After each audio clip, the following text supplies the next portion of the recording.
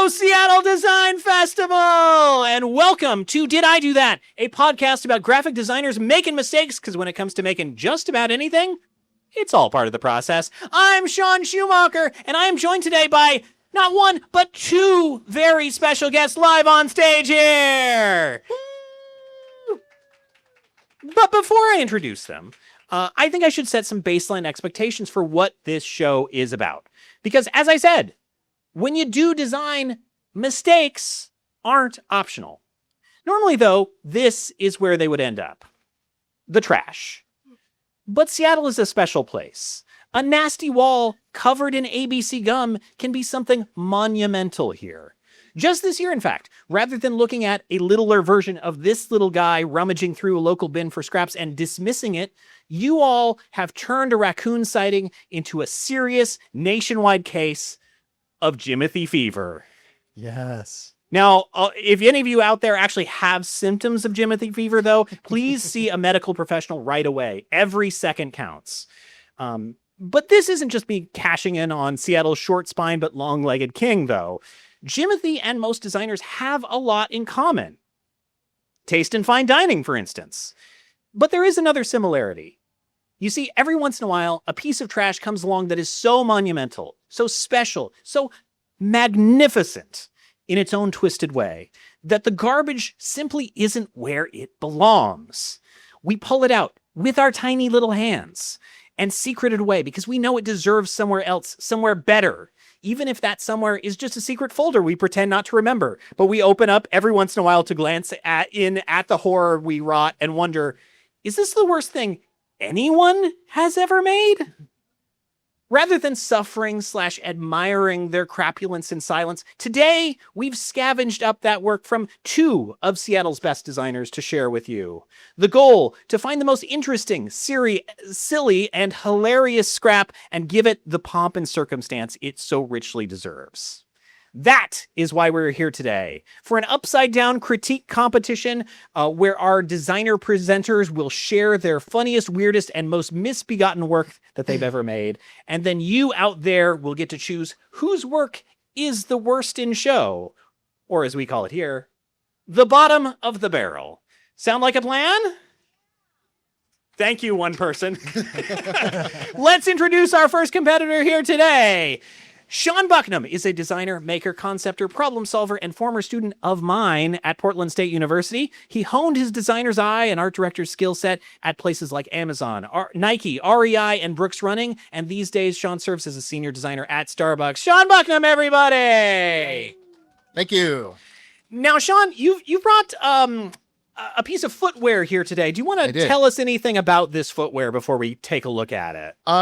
Yeah. So, yeah, I don't know. I don't know how to set this up without looking at it. I think we can look at it.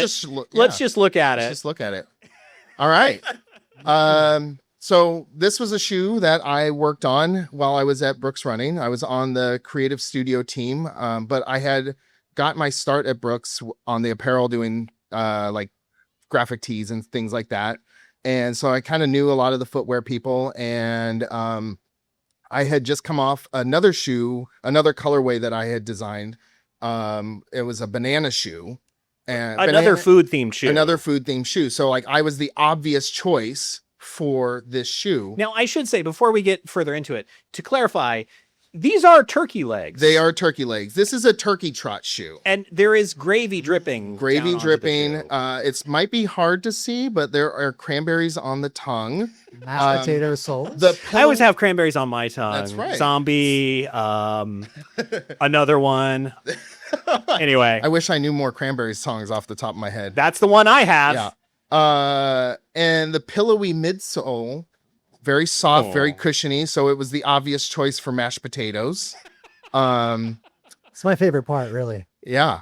And of course, we had to. You had to be able to eat the shoe. So this is just a medial and lateral of the shoe, but the other shoe had a knife, and you have a fork on the heel here. So is that real? Seriously? Yeah. Oh, I just saw it. So yeah.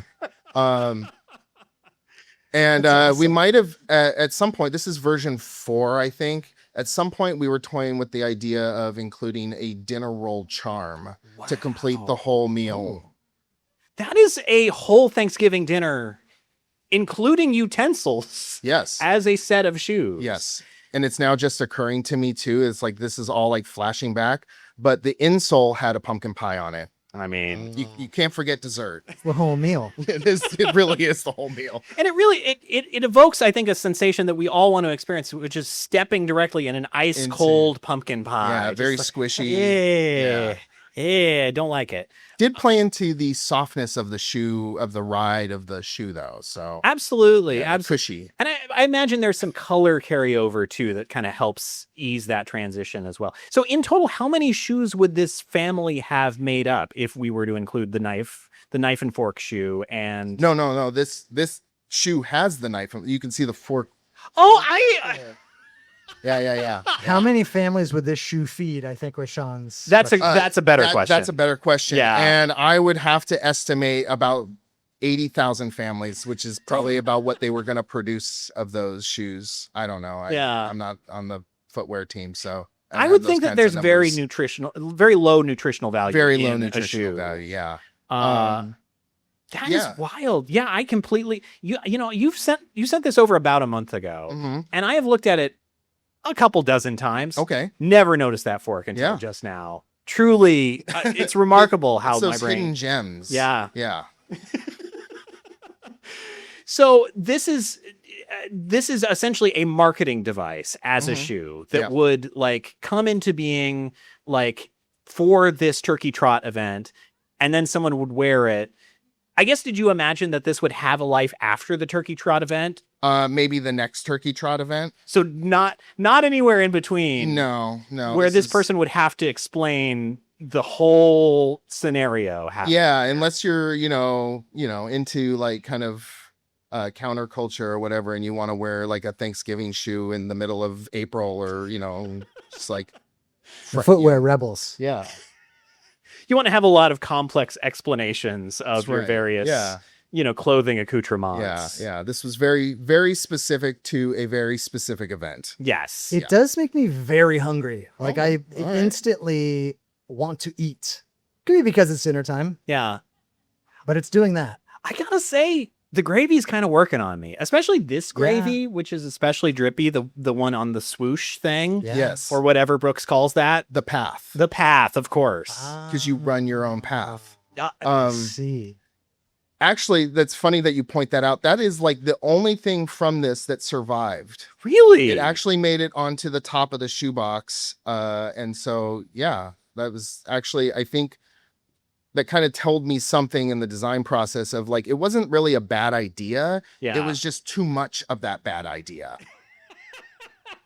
I think that is really a reminder for all of us about, just sort of the limits of our hubris. What was the pivot away from this? Like what was the moment that you realized that this wasn't going to work, or someone told you that this wasn't going to work? So the thing is I think a lot of people had a lot of love for the concept of like the full dinner expression on your shoes. And Brooks has a very kind of whimsical, kind of sometimes silly and kind of ethos to it, or at least it did at the time. And so I think, like I mentioned before, I had worked on a banana shoe. Yes. And yeah, it's just, I think that what worked about that one and what didn't work about this was like that one was more inspired by bananas, like little design details, color references, things like that, where this one was way too literal. We took the dinner and we put more dinner on the plate, and we put more dinner on the plate, and then we smothered it in gravy. And Were those the notes from your AD? More dinner, more gravy.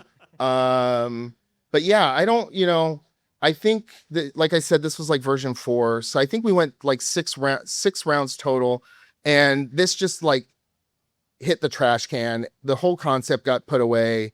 And the footwear team went with just kind of a very much more simpler all over pattern of iconic Thanksgiving references, like the pumpkin pie and the turkey. And it's just like little small illustrations sprinkled over the shoe. So this is the first time it's seen the light of day. I gotta say, what you're describing, I think this sounds more interesting than that. And I think that's all credit to you. Thanks. Yeah. Is there anything else that you would like to say to defend this design before we move on? That dog does. Yeah, that dog. The dog is speaking up for you. No, at the time I didn't really consider myself an illustrator. I really still don't. Like, I do illustration. This design really, this concept really kind of felt like it needed an illustrator, a better illustrator than me. And so I think the one thing I learned was to kind of let go of, I wanted to be the footwear designer in our studio, like do the colorways and stuff. And this just wasn't for me. And I should have like asked for help when I needed it and bring in the right people for the concept. And so I've kind of learned that. And, yeah, so now I do more of that. Good lesson, I think, for more all art of directing us. and less designing. Sean Bucknam, everybody. Thank you. Now it is time to move on to our second competitor. Colby Nichols is a creative leader who's done a little bit of everything. He spent 12 years co-running the world-renowned collaboration-focused design and illustration studio Portland's own Joelby before jumping aboard his own Frasier-style spin-off and moving up to Seattle. These days, Colby serves as an art director on the print innovation team for Magic the Gathering at Wizards of the Coast. Colby Nichols, everybody! Now, Colby, is there any context that you'd like us to have before I show the first of the slides that you shared with me? So we're going to go on a little time field trip back to 2004 to the glory days of the internet. The things that happened in 2004 of note are two. One, YouTube is invented. And two, Brad Pitt and Jennifer Aniston have broken up. No!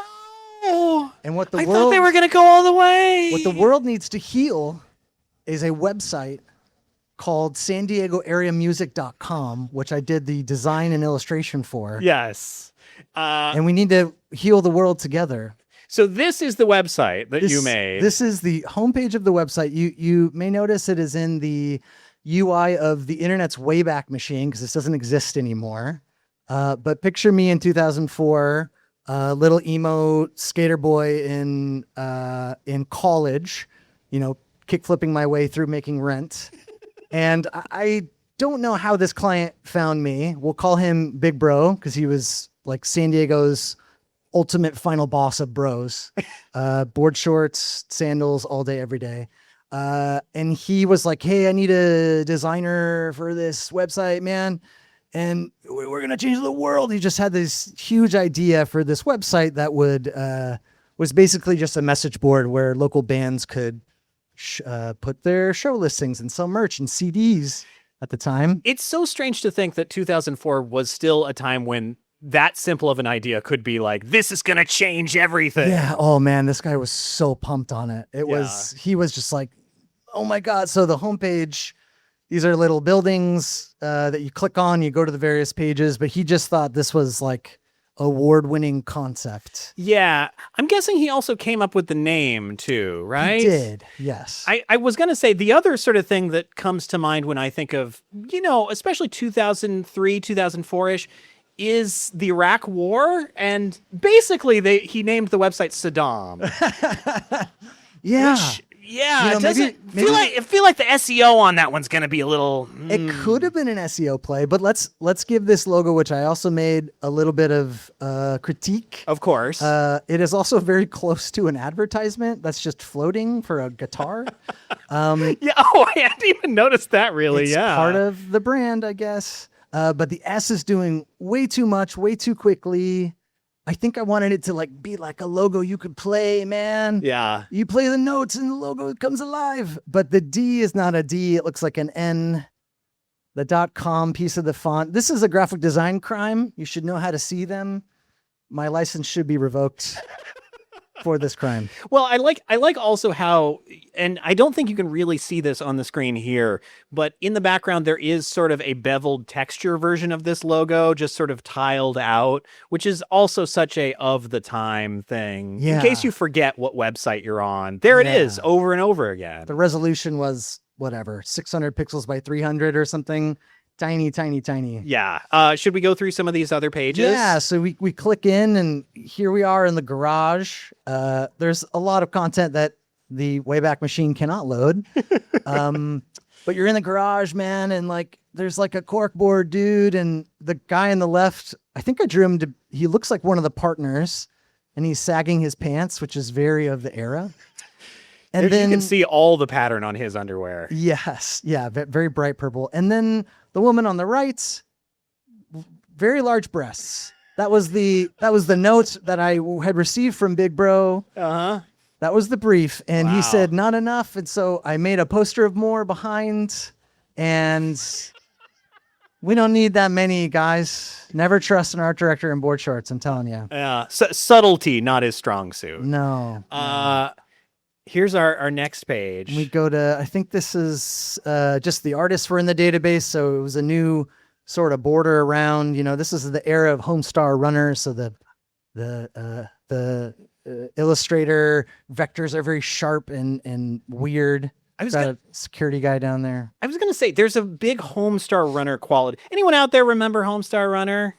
Okay, there we go. We got some, but like there's a big Homestar Runner quality to these. Also in that they're each their own kind of environment. Yeah. Like a little bit of world building. You're not reusing any assets basically between these pages. And the best part about this whole gig was it was about 100 hours or more in trade.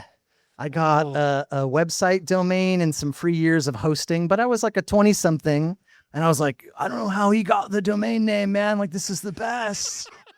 Free hosting? Are you crazy? Yeah. So Saddam Hussein had all the others. Again, also Uncle Saddam. I think that was where I really got it. Where it's like, he was going through some sure. shit. Yeah. We got of course a calendar section. Yeah, in the world-renowned clock tower of San Diego, which absolutely is not a thing. Wasting the full left side of the banner here with just a ladder, I guess. And the backwards 9, because you're looking outside of the clock. Oh, it right. is Adobe Illustrator's default font of Myriad. I didn't even bother to change it. So we have more crimes being committed. The terrible MySpace text layout and the sign up now buttons. Yeah. Is there, because the others I think are a bit more music-y, is there a rationale for why we have sort of this character here and the inside of a clock tower? I think it was just like we had too many boobs, so we needed to go a different direction. We've We got to needed to choose a chill character it where out. he can't give you that dark direction. Uh-huh. It's San Diego Padres, right? I didn't make that connection until now. That could be The sports guy. that could be what he was hoping I was going to do, but I did this instead. Incredible. See, we've solved a 20-year-old mystery, Yeah, right? 20-year-old mystery, yeah. Saddam News here. Saddam News, you get your news, that beautiful Wingdings font on the articles. You can buy some sunglasses here, I guess. I think half of these are unfinished drawings. This feels very unfinished. Yeah. But I think that's all kind of also of the time, I think so too. Yeah. Yeah.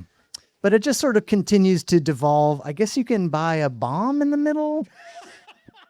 Or there's for sure a bong in there too. Yeah. There's probably a California burrito in there too. Now, I don't think this passes ADA, this typeface choice for this button. No, I don't. They weren't considering it back then. Screen reader's not going to pick that up. No.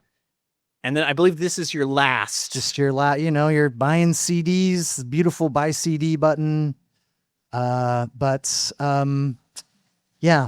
this is very embarrassing to look at with all of you strangers.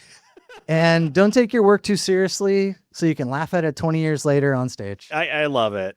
Now, are there any final words that you want to say in defense of this piece? Why people should choose it as the bottom of the barrel here today? I hate it so much. I'd like to put everything we've all seen through some sort of paper shredder of our minds so we could forget it together. Yeah. So a catharsis so I can move past it. Oh, okay. So this would help you finally defeat the Yes. specter of this in your mind. Yes. I think that's a strong argument.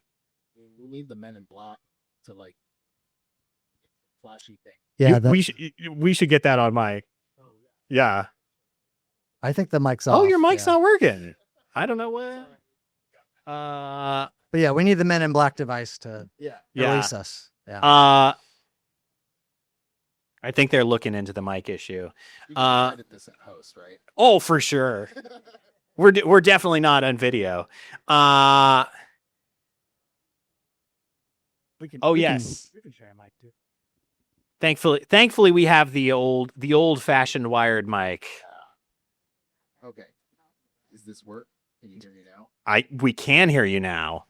It's like that Verizon commercial, or was that T-Mobile? I don't remember. I think it's been all of them at this point. Right? Yeah, that guy has done all the different wireless companies that remain at this point. Okay, so that is our final presenter, and that brings us to a very important moment in our live presentation here today. It is time to vote to see whose work really is the bottom of the barrel. But before we do, let's take one more look at our pieces side by side. So again, Sean presented the running shoe, the Thanksgiving themed running shoe. Thanksgiving on a shoe.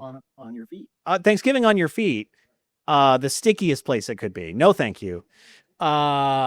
It's got all the detailing, including silverware, providing some structural supports. And then Colby presented the multifaceted, no assets reused Saddam.com website. It does have a ring to it, I gotta say. The more I say it. He should have gone for that. Maybe he would still be around. Who knows? But yeah, with big Homestar Runner energy for sure. So those are our competitors. So the way this is going to work, I'm going to have our competitors close their eyes. Yes, this is a secret ballot. You can vote as many times as you want. You can vote for both, but just raise your hand high when I say a name and keep it held high until I say put your hands down. Sound good to everybody? Okay. So, anyone who wants to vote for Sean's Thanksgiving running shoe, please raise your hand now.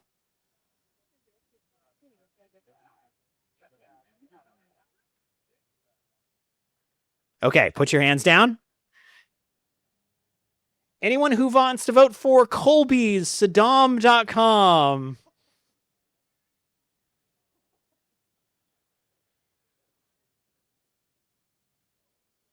Okay, put your hands down. The votes have been tallied. And now, before we announce the winner, it's actually time to reveal what it is that they've won. This is the all-new, not at all improved bottom-of-the-barrel trophy, which I am about to pull out of the bag, and hopefully it's still assembled. Yeah! Which this year is apparently sponsored by Bionicle, Grind King Vans, and Verizon Wireless. Yes. And those weren't just names that were on this trophy when I found it in a thrift store. No siree. And the winner, Colby Nichols! Thank you so much. Thank you, audience. Thank you. We will shred our minds of what we've seen today. But of course, nobody goes home empty-handed. And so our runner-up can have their own taste. Web hosting.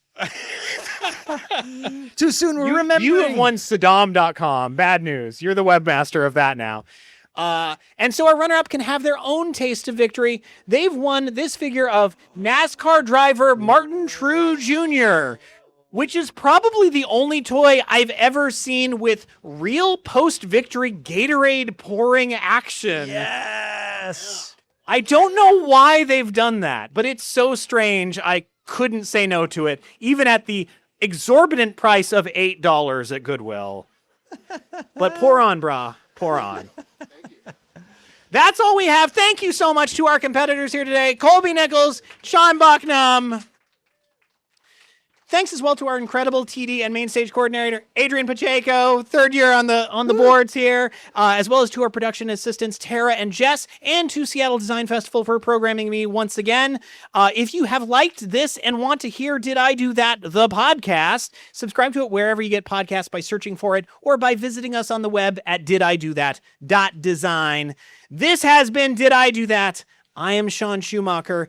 And as our champion always says at the end of every single live show, don't forget to wear board shorts every day.